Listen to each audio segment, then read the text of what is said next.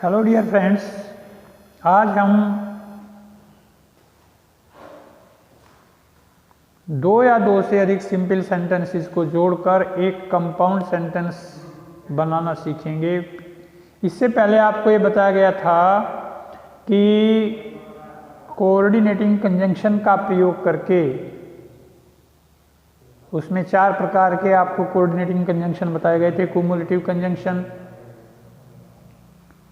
Adversative conjunction, alternative conjunction, illative conjunction.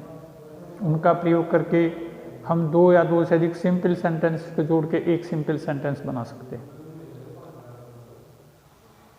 इसके अलावा दो चीज और हैं जिनका प्रयोग करके हम दो या दो से अधिक सिंपल सेंटेंसेस को जोड़ के एक कंपाउंड सेंटेंस बना सकते हैं। शायद मैंने ये गलत बोल दिया, सिंपल नहीं बोलना था पहले, कंपाउंड। अगर मैंने गलत बोला तो वहाँ पे कंपाउंड, दो या दो से अधिक सिंपल सेंटेंसेस को जोड़ के एक कंपाउंड सेंटेंस कोऑर्डिनेटिंग कंजंक्शन के द्वारा बनाते हैं। और दूसरी जो चीज है ये है रिलेटिव प्रोनाउन और रिलेटिव एडवर्ब। कभी कभी जब निरंतरता के अर्थ में, कंटिन्यूटी में इन शब्दों का प्रयोग होता है, हु का, विच का, व्हेन का, वेयर का। हु, विच ये रिलेटिव प्रोनाउन है, व्हेन, वेयर ये रिलेटिव एडवर्ब है। हु का मतलब निकलता है and he, and she, and they, कुछ भी भाव के अनुसार। विच का मतलब एंड इट। ऐसे ही वैन का मतलब निकलेगा एंड देन, और वेयर का मतलब निकलेगा एंड देयर। जब इनका प्रयोग निरंतरता में होगा, निरंतरता के भाव में होगा, निरंतरता के अर्थ में होगा, कंटिन्यूटी में होगा, तो तब इन शब्दों से, रिलेटिव प्रोनाउन और रिलेटिव एडवर्ब से भी कंपाउंड सेंटेंस बनेगा। देखिए कैसे, जैसे मान लो ये है, आई मैट अविनाश, मैं अविनाश से मिला। He gave me your letter, उसने मुझे तुम्हारा लेटर दिया, तुम्हारा पत्र दिया। तो यहां पे हम हु का प्रयोग करके इसको जोड़ सकते हैं। I met Avinash who gave me your letter, मैं अविनाश से मिला। हु का मतलब यहां पे होगा and he gave me your letter, मैं अविनाश से मिला और उसने मुझे तुम्हारा पत्र दिया। क्योंकि कंटिन्यूटी है, यहाँ पे निरंतरता है, शो हो रही है, इसलिए यहाँ पे हु का प्रयोग का मतलब है एंड ही, इसलिए सेंटेंस है कंपाउंड। इसी प्रकार ये ही रिलीज द पैरट, उसने तोते को रिलीज कर दिया, छोड़ दिया, मुक्त कर दिया, फ्री कर दिया। It at once flew away, यह तुरंत ही, फ्लीव अवे दूर उड़ गया, यह तुरंत ही उड़ गया। कौन? तोता। तो यहां पे तोते के लिए हम विच का प्रयोग कर सकते हैं, विच का। पहले इसको देखिए, इसका क्या, आई मैट अविनाश। हु का मतलब यहां पे and he gave me your letter, मैं अविनाश से मिला और उसने मुझे तुम्हारा पत्र दिया। ही रिलीज द पैरट, उसने तोते को मुक्त किया। It at once flew away, यह तुरंत ही दूर उड़ गया। तो उसने तोते को मुक्त कर दिया और यह तुरंत उड़ गया। तो ही रिलीज्ड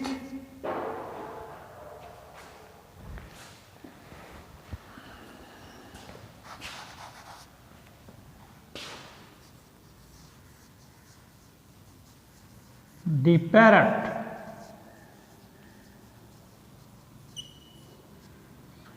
एंड इट, पैरट के लिए प्रयोग करेंगे, पक्षी है, बेजान वस्तु के लिए, पशु पक्षियों के लिए इट का प्रयोग करते हैं, pronoun. He release the parrot and it at once flew away.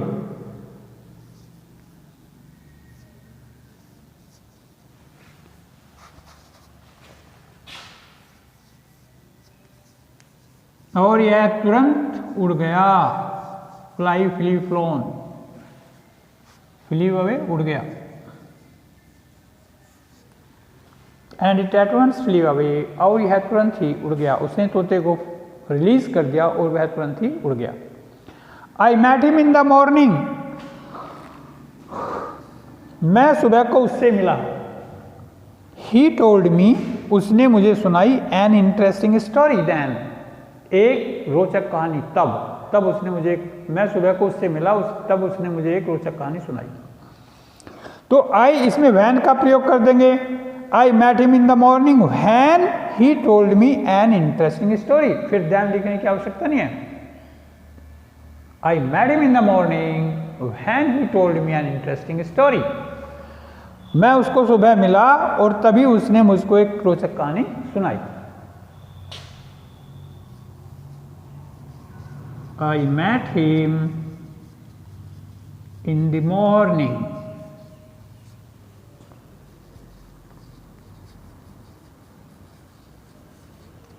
when का मतलब and then और तब, he told me an interesting story,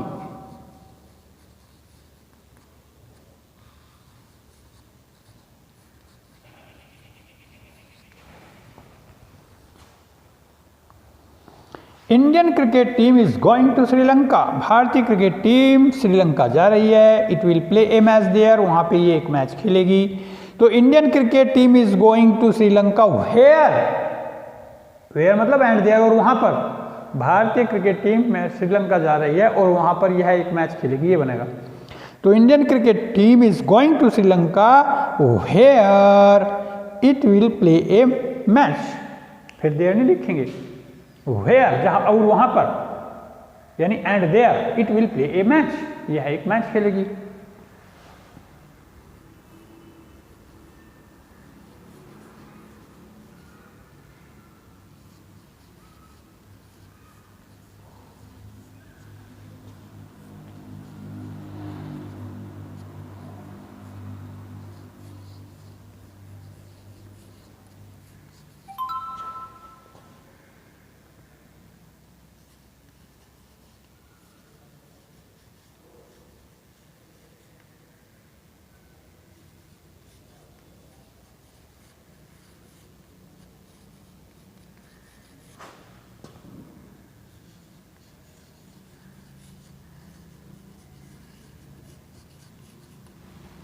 ये हो गया Indian cricket team is going to Sri Lanka where it will play a match, भारतीय cricket team Sri Lanka जा रही है और वहाँ पर यह एक मैच खेलेगी।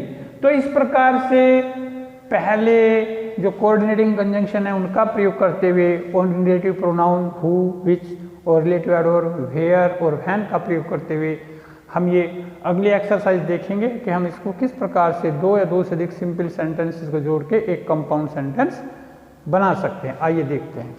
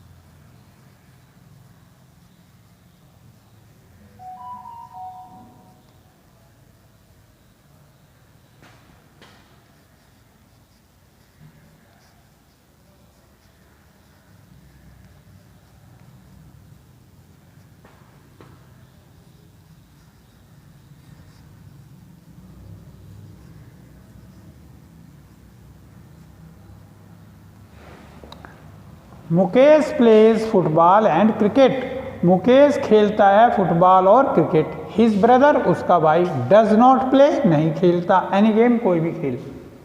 मुकेश फुटबॉल और क्रिकेट खेलता है। दूसरा वाक्य उसका भाई does not play any game कोई खेल नहीं खेलता। तो ये दो वाक्य हैं। हम इन वाक्यों को समझ के, इनका भाव समझ के ये सिलेक्ट करेंगे कि इनमें सबसे उपयुक्त कंजंक्शन कौन सा हो सकता है जोड़ने के लिए। मुकेश फुटबॉल और क्रिकेट खेलता है, उसका भाई कोई खेल नहीं खेलता, तो काहे से जोड़ा जा सकता है इन दोनों को।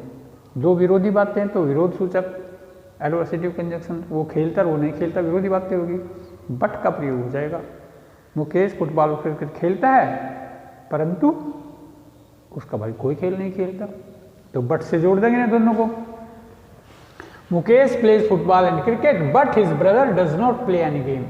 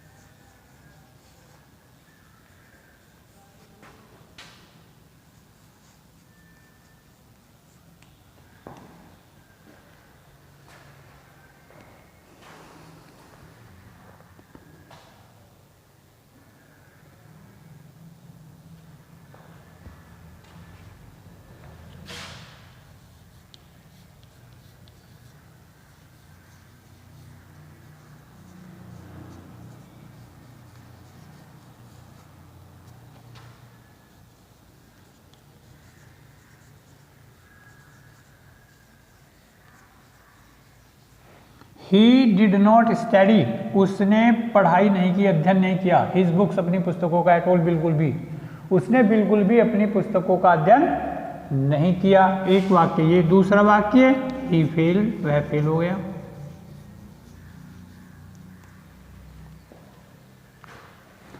उसने अपनी पुस्तकों का बिल्कुल भी अध्ययन नहीं किया। ही did not study his books at all, he fail, उसने अपनी पुस्तकों का अध्ययन नहीं किया इसलिए वो फेल हो गया।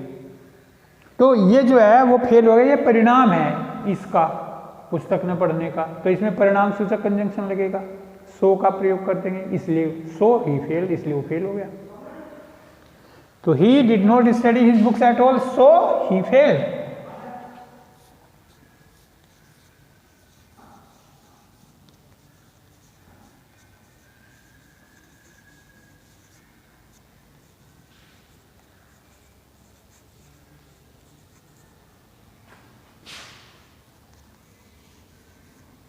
सो ये conjunction, so he fail,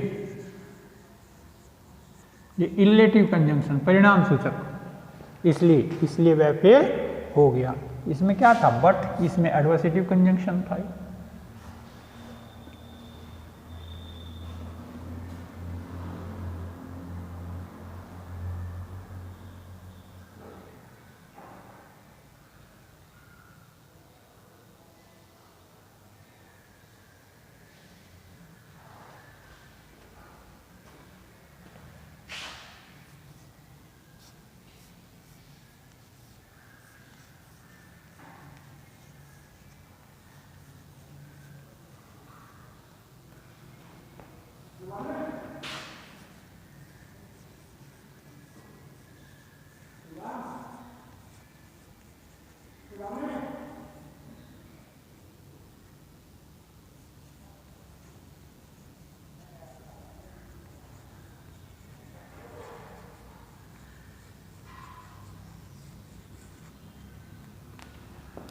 the thief died, चोर मर गया।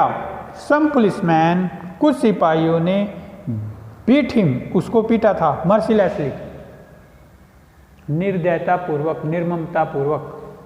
चोर मर गया, कुछ सिपाहियों ने उसको मर्सीलेसली पीटा था, निर्ममता पूर्वक पीटा था। पास्ट इंडेफिनिट, बीट की स्पेलिंग तो बीट बैट बिटन, स्पेलिंग यही रहते, उच्चारण बदल जाए बस, बीट बैट बिटन, बैट। सम पुलिसमैन बैट हिम मर्सिलेसली, कुछ सिपाहियों ने उसको निर्ममतापूर्वक पीटा।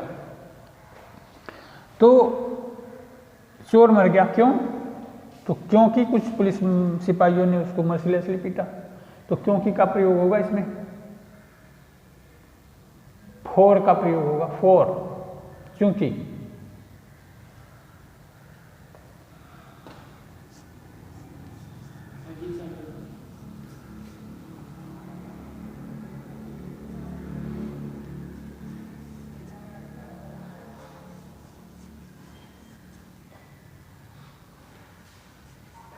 फॉर, क्योंकि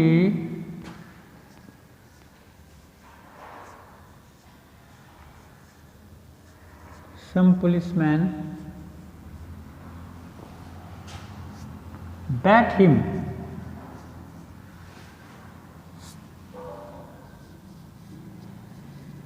mercilessly। चोर मर गया क्योंकि कुछ सिपाहियों ने उसको निर्ममतापूर्वक पीटा था।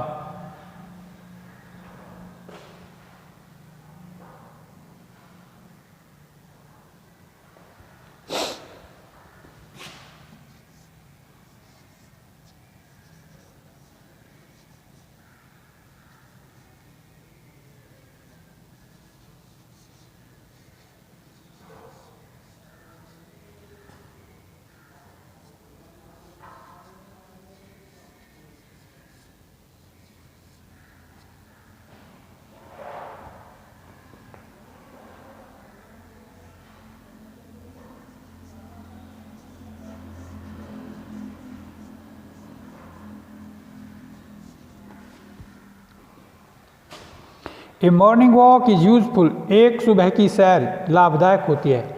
इट इज़ रिफ्रेशिंग, रिफ्रेशिंग तरोताज़ा करने वाली, ये फिर से ताज़ा करने वाली भी होती है।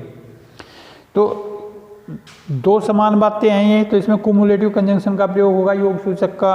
A morning walk is useful, it is refreshing, तो क्या हो जाएगा? A morning walk is useful and refreshing, या a morning walk is useful as well as refreshing, या a morning walk is both useful and refreshing. इस प्रकार से and का, एज वेल एज का, बोथ हैंड का प्रयोग इसमें हो सकता है।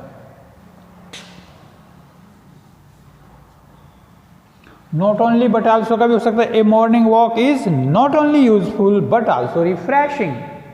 A morning walk is not only useful but also refreshing.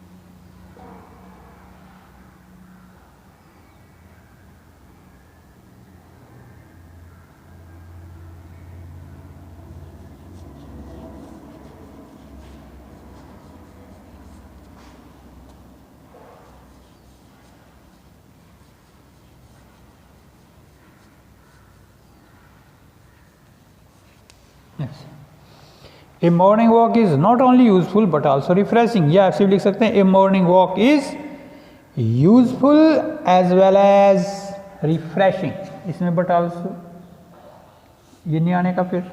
A morning walk is useful and refreshing, या a morning walk is useful as well as refreshing, या a morning walk is both useful and refreshing। सारे cumulative conjunction का प्रयोग इसमें हो सकता है।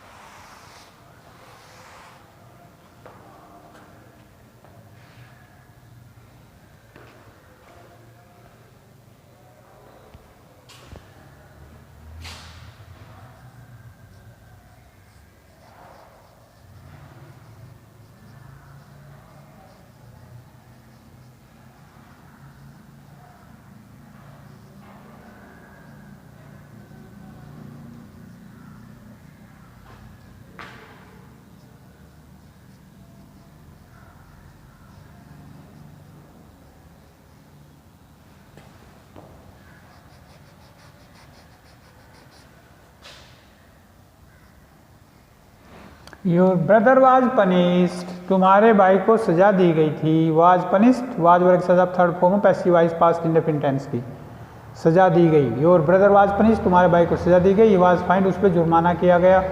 तो इस पे भी दोनों, न केवल सजा दी गई बल्कि जुर्माना भी किया गया। तो नॉट ओनली बट आल्सो का प्रयोग करेंगे। Your brother was not only punished but also find.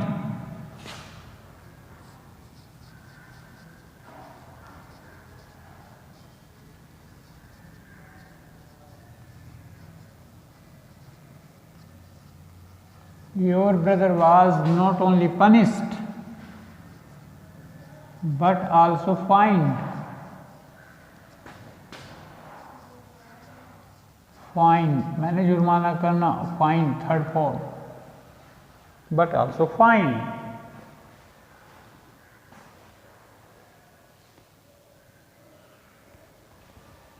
क्या मतलब है इसका? Your brother was not only punished, तुम्हारे भाई को न केवल सजा दी गई बट आल्सो फाइन बल्कि जुर्माना भी किया गया।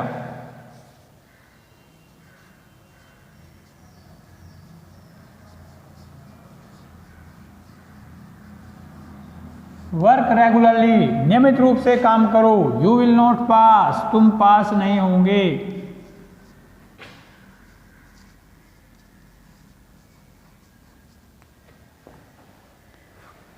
तो क्या क्या लगेगा इसमें? वर्क रेगुलरली, नियमित रूप से काम करो। रेगुलरली नियमित रूप से वर्क काम करो, अन्यथा तुम पास नहीं होगे। या अदरवाइज या और का प्रयोग कर देंगे। वर्क रेगुलरली और यू विल नॉट पास, या work regularly otherwise you will not pass.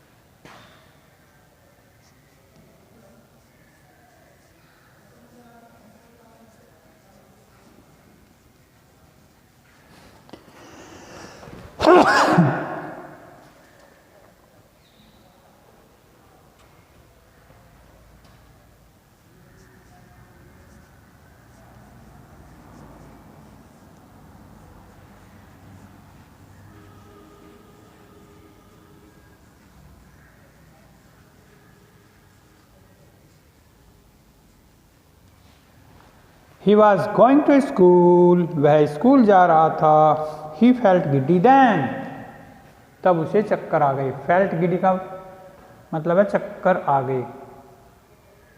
Giddi मैंने चक्कर। ही फेल्ट गिडी देन, तब उसे चक्कर आए। कब? जब वो स्कूल जा रहा था। तो he was going to school, और तभी, and when he felt, and then का मतलब when. He was going to school when he felt giddy. When का मतलब एंड देन और तभी। He was going to school, वह स्कूल जा रहा था। When और तभी, यानी एंड देन। When का मतलब and then. When he felt giddy, और तभी उसको चक्कर आ गए।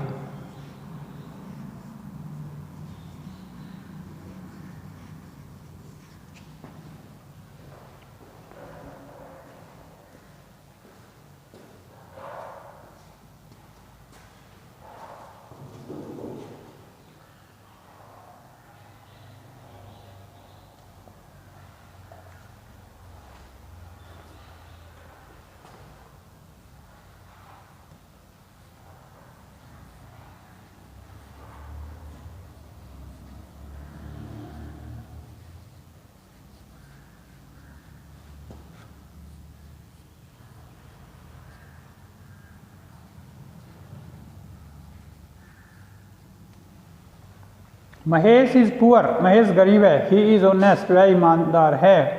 तो ये दो विरोधी बातें, इसलिए विरोध सूचक पर इसमें एडवर्सेटिव कंजंक्शन का प्रयोग करेंगे, बट का, स्टिल का, येट का। तो Mahesh is poor but honest, या Mahesh is poor yet honest.